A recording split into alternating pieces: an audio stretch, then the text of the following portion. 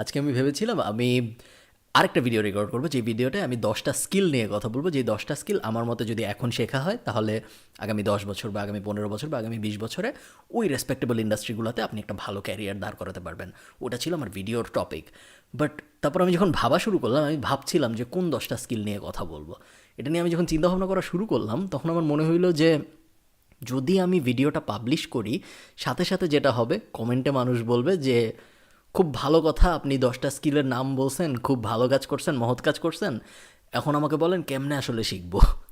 তো তখন আমার মনে হলো যে এখন তো আমি জনে জনের কমেন্টে যা বলতে পারবো না যে এই স্কিল আপনি এমনে শিখেন, ওই স্কিল আপনি অমনে শিখেন, এটা শেখার জন্য এই করা উচিত, ওটা শেখার জন্য ওই করা উচিত, জনে জনে যে বলা সম্ভব না। এই কারণে আমার মনে হলো যে ওই ভিডিওটা একটু পিছিয়ে দিই, ওই ভিডিওটা পরের সপ্তাহে পাবলিশ করি।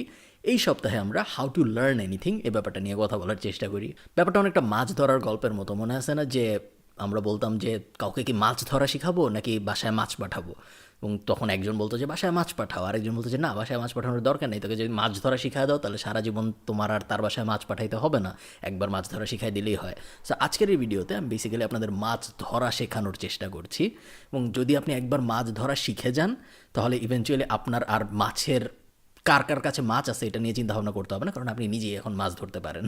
সো কোনো কিছু শেখার না একটা, আচ্ছা, ভিডিওটার মেইন টপিকটা যে 5টা স্টেপের কথা বলবো আমি কোনো কিছু শেখার জন্য, তার আগে আমি একটা ব্যাপার বলে রাখি যে আপনারা অনেকেই হয়তো শুনছেন যে কোনো কিছু শেখার জন্য 10,000 ঘন্টা দিতে হয়, 10,000 আওয়ার্স। এটা খুব পপুলার একটা কনসেপ্ট যে 10,000 ঘন্টা না দিলে তুমি কোনো কিছু শিখতে পারবা না। এটি কিন্তু পুরোপুরি ভুল ধারণা, এবং এরকম ধারণা যদি আপনার ব্রেইনে থাকে তাহলে অবচেতনভাবেই আপনার ব্রেইন আপনাকে কোনো কিছু শিখতে উৎসাহ দিবে না। আপনার ব্রেইন মনে মনে বলবে যে 10,000 ঘন্টা দিব একটা জিনিস শেখার জন্য। 10,000 ঘন্টা কিন্তু অনেক সময়। আপনি যদি একটা ফুল টাইম চাকরি করেন 9টা থেকে 5টা, তাহলে 5 বছর লাগে 10,000 ঘন্টা হইতে। 10,000 ঘন্টা বিশাল ব্যাপার, এবং আপনার ব্রেইন তখন অবচেতনভাবে আপনাকে বোঝাবে যে না, এইসব জিনিস শেখার চেষ্টা করার দরকার নেই, বা 1 ঘন্টা আধা ঘন্টা চেষ্টা করার পর ব্রেইন বলবে যে না, হচ্ছে না, থাক, না শিখি, অন্য কিছু শিখবো না, যেটা অনেক সহজ। এটার জন্য আপনার প্রথমেই বুঝতে হবে 10,000 ঘন্টার যে রুলটা, ওই রুলটা এক্সপার্ট হওয়ার জন্য। অ্যাকচুয়াল স্টেটমেন্ট যেটা, সেটা হলো if you want to be an expert in any field, তাহলে you will have to spend minimum 10,000 ঘন্টা learning that skill. So expert হওয়ার জন্য। কিন্তু আপনি যদি একটু চিন্তা করেন, এইখানে মনে করেন আমি কিছুই জানি না, এইখানে মনে করেন এক্সপার্ট, মাঝখানে আমার আরেকটা হাত থাকলে ভালো হইতো, মাঝখানে 10,000 ঘন্টা, ঠিক আছে? সো আমি কিছুই জানি না, আমি এক্সপার্ট, মাঝখানে 10,000 ঘন্টা। এখন আপনি চিন্তা করেন যে আমি যখন শেখা শুরু করব, তখন আস্তে আস্তে কিন্তু আমি কিছু জানি না থেকে অল্প একটু জানি, আরেকটু জানি, মাঝামাঝি অনেক কিছু জানি, এক্সপার্টের কাছাকাছি চলে আসছি, অলমোস্ট এক্সপার্ট, তারপর ইভেনচুয়ালি যে আমি এক্সপার্ট হব। সো এমন, এটা কিন্তু জিরো সাম গেম না যে আমি হয় কিছু জানি না অথবা আমি একটা ব্যাপারে এক্সপার্ট। অনেক মানুষ আছে যারা এক্সপার্ট না, আবার কিছু জানে না এমনও না, তারা ওয়ার্কিং নলেজ আছে, তারা মোটামুটি জানে, এবং ক্যারিয়ার তাদের খুব ভালো। সবার তো সব ফিল্ডে এক্সপার্ট হইতে হয় না ক্যারিয়ার খুব ভালো করার জন্য। আবার এমন অনেক স্কিল আছে যেখানে আপনার এক্সপার্ট হওয়ার দরকারও নাই। আমি গিটার বাজাইতে পারি, আমি কি একদম কিছুই জানি না গিটারের ব্যাপারে? না, তা না, আমি কিছু কিছু জানি। আমি কি আয়ুব বাচ্চু? আমি আয়ুব বাচ্চুও না, আমি মোটামুটিভাবে এই জায়গায়, এবং আমার তাতে খুব কাজ চলে যাচ্ছে। আমি মেয়েদের ইমপ্রেস করার চেষ্টা করতে পারতেছি, আমার যখন গান গাইতে ইচ্ছা করতেছে, গান বাজাতে ইচ্ছা করতেছে, আমি তা পারতেছি। আমার যখন ফ্রিল্যান্সিং শিখতে ইচ্ছা করতেছে, যেহেতু ফ্রিল্যান্সিং শেখার জন্য গিটার খুব গুরুত্বপূর্ণ, তো আমি ওটাও করতে পারতেছি।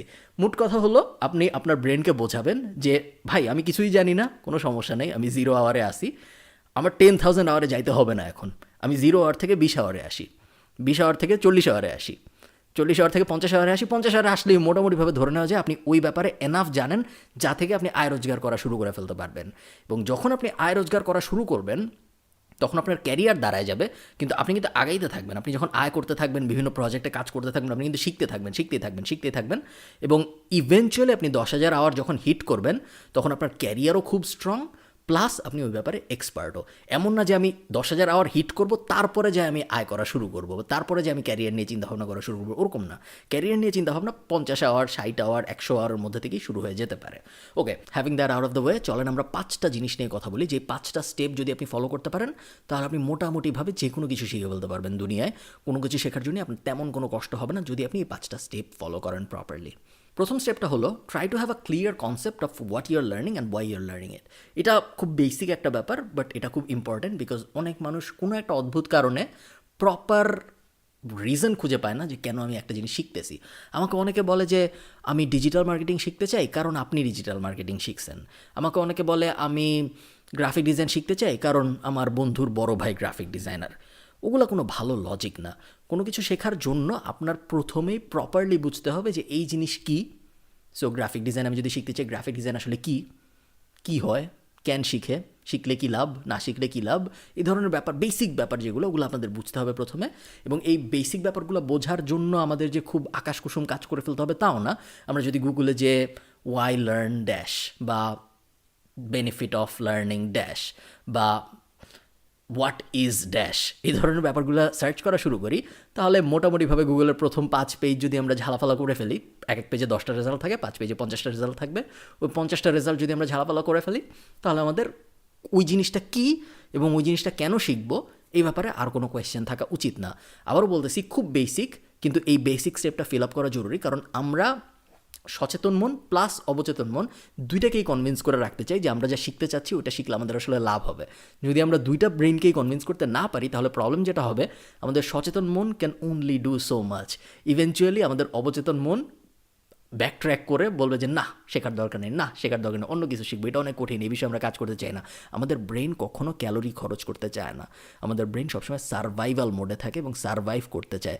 আপনারা যারা, বইটার নাম আমার মনে পড়তেছে না, আপনারা যারা স্টোরি ব্র্যান্ড পড়েছেন তারা জানেন যে স্টোরি ব্র্যান্ডে খুব সুন্দর করে মিলার, সম্ভবত রাইটারের নাম, উনি ব্যাখ্যা করার চেষ্টা করছে যে কীভাবে আমাদের ব্রেন সহজ মার্কেটিং মেসেজ ক্যাচ করে, বিকজ আমাদের ব্রেন খুব জটিল জিনিসপত্র নিয়ে চিন্তা করতে চায় না, কারণ ওগুলো নিয়ে চিন্তা করলে বেশি ক্যালোরি বার্ন হয়। সো আমরা অত ডিটেলে না যাই, বোঝার চেষ্টা করেন যে আপনি যা শিখতেছেন তা আপনি কেন শিখতেছেন এবং ওই জিনিসটা আসলে কী। ওকে, সেকেন্ড স্টেপ হলো আমি যা শিখবো ঠিক করেছি, ওই জিনিসটাকে এখন আমাদের ব্রেকডাউন করতে হবে ইন্টু স্মলার পিসেস। এটাও বেসিক শোনায় শুনতে, বাট যখনই আপনি কোনো একটা কিছু ঠিক করেন যে এই জিনিসটা আমি শিখবো, ওই জিনিসটার সবসময় অনেকগুলো সাব সেগমেন্ট থাকে, যেই সাব সেগমেন্টগুলো শিখলে বড় জিনিসটা অটোমেটিক্যালি শেখা হয়ে যায়। আমি যদি ডিজিটাল মার্কেটিংয়ের এক্সাম্পল দিই, ডিজিটাল মার্কেটিংয়ে যদি আমি এখানে রাখি, এটার অনেকগুলো সাব সেগমেন্ট থাকবে। সাব সেগমেন্টগুলো কী কী হতে পারে? গুগল অ্যাড, গুগল অর্গ্যানিক যেটাকে আমরা এসইও বলি, social media marketing, social media paid, social media organic, আরও দুইটা ডিফারেন্স হইতে পারে, ইমেল মার্কেটিং, ডেটা মার্কেটিং, বট, এআই, হাবিজাবি অনেকগুলো সাব সেগমেন্ট, ধরেন 20 থেকে 30টা সাব সেগমেন্ট হবে ডিজিটাল মার্কেটিংয়ের আন্ডারে। এবং ওই 20 থেকে 30টা সাব সেগমেন্ট যখন আপনি শিখে যাবেন, তখন আপনি মূলত নিজেকে একজন ডিজিটাল মার্কেটার বলতে পারবেন। এই জিনিসটা আপনি যাই শিখতে যান, যেই স্কিলে আপনি শিখতে যান, সেই স্কিলের ব্যাপারেই সত্যি। প্রত্যেকটা স্কিলেরই এরকম 20 থেকে 30টা না হইলেও 5 থেকে 10টা মিনিমাম সাব সেগমেন্ট থাকে। সো আপনি যদি গিটার শিখতে যান, গিটার শেখার সময় আপনার এখানে সাব সেগমেন্ট থাকবে যে মিউজিক থিওরি শেখা, কর্ড চার্ট শেখা, কর্ড প্রোগ্রেশন শেখা, কর্ড পড়তে পারা, টেম্পো শেখা, এরকম অনেক ধরনের সাব সেগমেন্ট থেকে যাবে। তো যাই শিখেন আপনি, ওটার অনেকগুলো সাব সেগমেন্ট থাকবে এবং এই প্রত্যেকটা সাব সেগমেন্ট কী কী এটা আপনার বার করতে হবে। এগেইন, এটা বার করার জন্য আমি গুগলে যাব, এটার জন্য আমার অন্য কোনো জটিল প্রসেস ফলো করতে হবে না। আমি দুইটা কাজ করব, হয় আমি গুগলে যাব অথবা আমি আমার কোনো পরিচিত কাউকে জিজ্ঞেস করব যে আমি এই জিনিসটা শিখতে চাচ্ছি, বড় জিনিসটা, এইটা শেখার জন্য আমার কী কী সাব সেগমেন্ট শেখা দরকার আমাকে একটু বলো। এমন কারো কাছে জিজ্ঞেস করবো যে অ্যাকচুয়ালি ওই ইন্ডাস্ট্রিতে কাজ করতেছে, এমন কারো কাছে না যে এমনিই জানে। এরকম মানুষদের কাছ থেকে আমরা কখনো অ্যাডভাইস নিব না। অ্যাকচুয়ালি যে কাজ করতেছে তাদের কাছ থেকে আমরা অ্যাডভাইস নিব।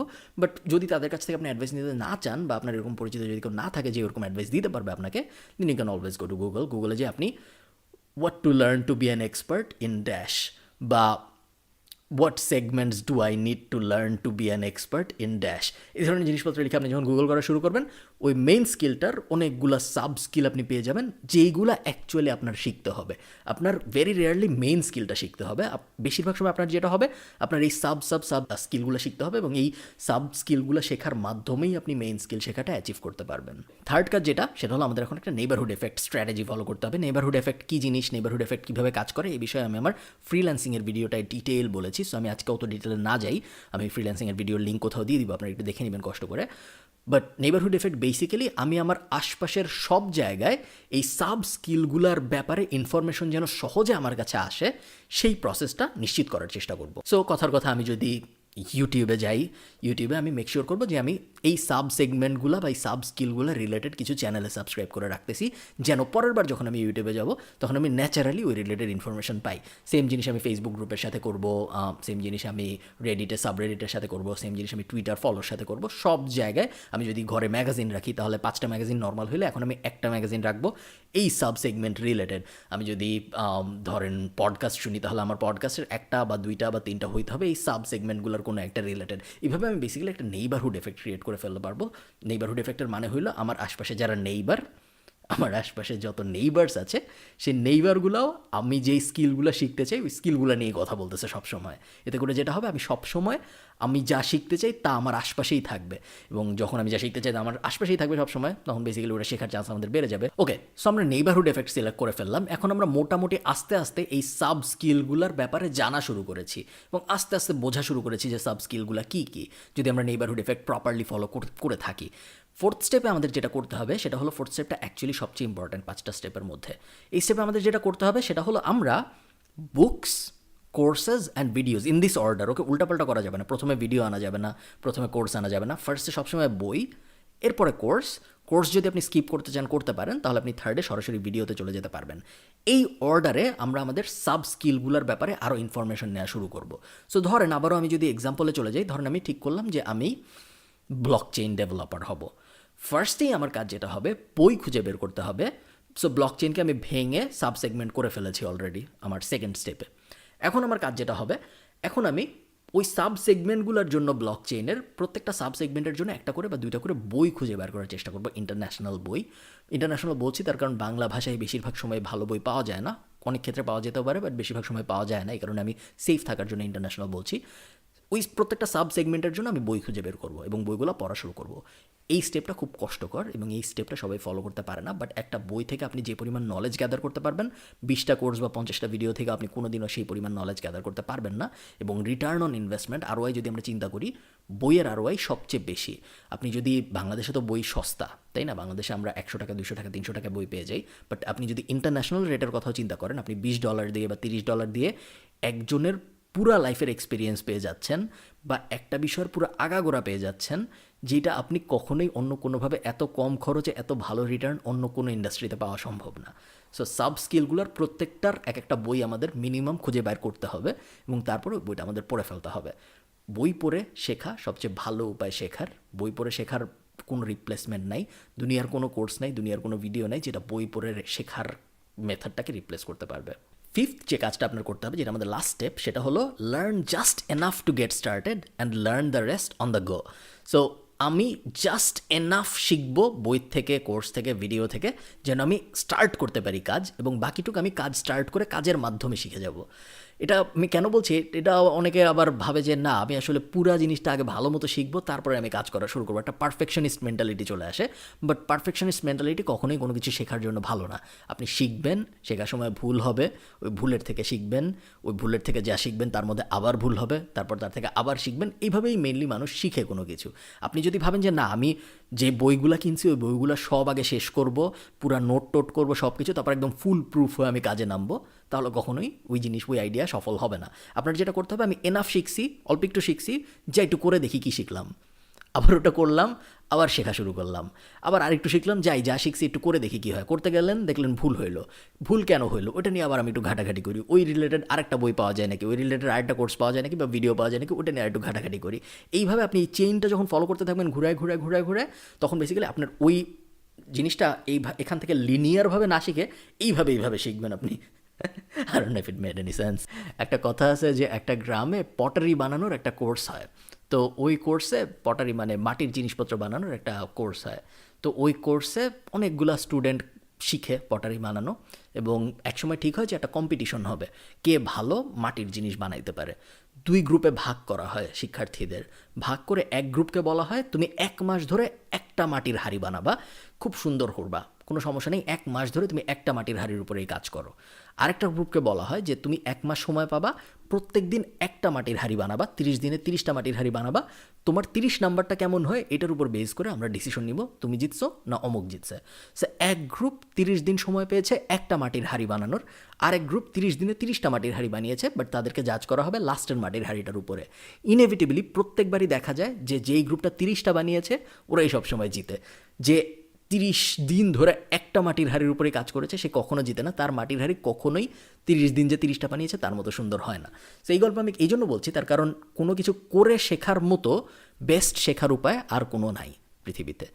আপনি যতই ভাবেন যে না আমি করে করে শিখবো না, আমি পড়ে শিখবো বা আমি দেখে শিখবো, তা কখনো হয় না। সবসময় করে করে শিখতে হয়, করে করে শেখাই বেস্ট উপায় শেখার জন্য। মনে রাখবেন যে কোনো কিছু শেখার ব্যারিয়ার কিন্তু সবসময় ইমোশনাল। আমি কোনো কিছু শিখতে পারবো নাকি পারবো না এটা আসলে মেনলি আমার ব্রেইনের ইমোশনাল সাইড ডিসাইড করে। তার কারণ প্রথম যে 20 ঘন্টা বা প্রথম যে 25 ঘন্টা, ওই প্রথম 20-25 ঘন্টা আপনার নিজের ব্রেইন নিজেকে অনেক স্টুপিড ভাববে, নিজের ব্রেইন নিজেকে অনেক ডাম ভাববে। কারণ আমি যখন কোনো একটা কিছু শেখা শুরু করতেছি তখন তো আমি ওই ব্যাপারে কিছু জানি না। যেহেতু আমি কিছু জানি না এবং আমি শেখা শুরু করতেছি, আমার ব্রেইনকে আমি প্রত্যেক দিনই বলতেছি অবচেতনভাবে যে ব্রেইন তুই এত গাধা কেন, তুই কিছু জানিস না কেন, তুই কিছু পারিস না কেন। এবং ব্রেইন ওই লোডটা নিতে চায় না। যেহেতু ব্রেইন ওই লোডটা নিতে চায় না, ইমোশনালি ব্রেইন চেষ্টা করে আপনাকে এই পুরো শেখার প্রসেস থেকে বাইরে নিয়ে যেতে। বাট যখনই আপনি ওই ফার্স্ট 20 ঘন্টা বা ফার্স্ট 30 ঘন্টা পার করে ফেলেন, তখন আস্তে আস্তে আপনি ওই ব্যাপারটা এনাফ গ্রাস্প পেয়ে যান যেন আপনার ব্রেইন আস্তে আস্তে ওই ব্যাপারটা মজা পাওয়া শুরু করে। এবং যখন ওই ফেজটা চলে আসে তখন বাকিটুক আর তেমন কোনো কষ্ট হয় না। ফার্স্ট 20 ঘন্টা বা ফার্স্ট 30 ঘন্টা সবচেয়ে কষ্টের হয়। এবং আরেকটা ব্যাপার হলো fear is the biggest disadvantage যখন আপনি কোনো কিছু শিখতে যাচ্ছেন। আমরা যখন বাচ্চাদের হাতে মোবাইল দিই, আপনি চিন্তা করেন আপনার যে ছোট ভাই বোন আত্মীয় স্বজন যে আছে ছোট, মনে করেন 5 বছরের কম যার বয়স, তার হাতে আপনি আজকে একটা মোবাইল দেন, সে আগামী 24 ঘন্টার মধ্যে 48 ঘন্টার মধ্যে মোবাইলের কোথায় গেম আছে, গেম কীভাবে খেলতে হয়, গেম খেললে কী হয়, বা ইউটিউবে ঢুকতে কীভাবে হয়, ইউটিউবের ভিতরে ভিডিও সার্চ দিয়ে কীভাবে বের করতে হয়, সব কিছু বের করে ফেলতে তার 24 থেকে 48 ঘন্টার বেশি লাগবে না। অন দ্য আদার হ্যান্ড আপনি যদি আপনার দাদাকে বা নানাকে দেন, সে তো পুরা জীবন দেখছে, সে পড়াশোনা করছে, সে 80 বছর 70 বছর 60 বছর যতদিনই আপনার দাদা নানার বয়স, সে পুরা লাইফ এক্সপিরিয়েন্স পাইছে, কিন্তু তার ওই মোবাইলটা শিখতে, মোবাইলটা অপারেট করতে পারতে অনেক বেশি কষ্ট হচ্ছে। তার কারণটা কি, সমস্যাটা কি? এই 5 বছরের বাচ্চার তো কোনোভাবেই আমার 60 বছরের দাদার থেকে বেশি বুদ্ধি হওয়ার কথা না। 5 বছরের বাচ্চা তো একটা গাধা হওয়ার কথা। 5 বছরের বাচ্চা জানেই বা কি, তাই না? তারপরেও 5 বছরের বাচ্চা কেন ইউটিউবে ঢুকে যেতে পারতেছে, গেম ওপেন করে ফেলতে পারতেছে, যেটা 60 বছরের লোকটা পারতেছে না? লজিকটা কি এর পিছনে? লজিকটা হলো 60 বছরের মানুষটা পুরো লাইফ লিড করেছে, পুরো লাইফের এক্সপিরিয়েন্স পেয়েছে। একই সাথে 60 বছরের মানুষটার মনের মধ্যে ভয় বেশি। 60 বছরের মানুষটা কখনো মোবাইল যখন তার হাতে যায় তখন সে আবোল তাবোল জায়গায় ক্লিক করতে চায় না, কারণ তার মনে হয় যে যদি আমি আবোল তাবোল কোনো জায়গায় ক্লিক করে ফেলি তাহলে মোবাইলটা নষ্ট হয়ে যেতে পারে, বা আবোল তাবোল জায়গায় ক্লিক করলে হয়তো কোনো একটা ঝামেলা হয়ে যাবে। 5 বছরের যে বাচ্চা, ঝামেলা যে হইতে পারে এটার তার কোনো ধারণাই নেই, এবং এই কারণে সে সব জায়গায় ক্লিক করতেছে, এইটা ক্লিক করতেছে, দেখতেছে এটা হচ্ছে, তারপর তার ব্রেইন বুঝে যাচ্ছে যে এইটা ক্লিক করলে ওইটা হয়। এইভাবে প্রত্যেকটা ক্লিক করার মাধ্যমে ইভেনচুয়ালি সে খুব সহজেই মোবাইলের অপারেট করা শিখে ফেলতেছে। অন দ্য আদার হ্যান্ড 60 বছরের জন যেহেতু ভয় পাচ্ছে কোনো কিছু ক্লিক করতে, এবং উনি চাচ্ছে যে এক্স্যাক্টলি যাতে করে সব কিছু ঠিকঠাক ওই ব্যাপারগুলো আমাকে কেউ বলে দেখ, আমি শুধু ওগুলোই ক্লিক করব, অন্য কিছুতে ক্লিক করব না। এই কারণে তার কখনোই মোবাইলটা ভালোভাবে অপারেট করা শেখা হয় না। এই সেম প্রিন্সিপালটা যদি আপনি মাথায় রাখতে পারেন তাহলে আপনার যে কোনো কিছু শেখা অনেক বেশি সহজ হয়ে আসবে। সবাই ভালো থাকেন। এই ভিডিওটা ভালো লাগলে নিচে একটা লাইক দিয়ে যাবেন। আপনার সাথে আমার দেখা হবে পরের সপ্তাহে। টাটা। ও, আরেকটা ব্যাপার বলে রাখি, যদি এই ভিডিওটা আপনাদের ভালো লাগে তাহলে আমি আরও 2টা ভিডিও লিঙ্ক দিয়ে দেবো। এখানে আমি একটা ভিডিও লিঙ্ক দেবো যেখানে আমি আমার সব আর্নিং সোর্স রিভিল করেছি, এবং এই পাশে আমি আরেকটা ভিডিও দিয়ে দেবো যেখানে আমি ফ্রিল্যান্সিং নিয়ে অনেক কথাবার্তা বলেছি। এই 2টা ভিডিও দেখার রেকমেন্ড করবো আমি। টাটা।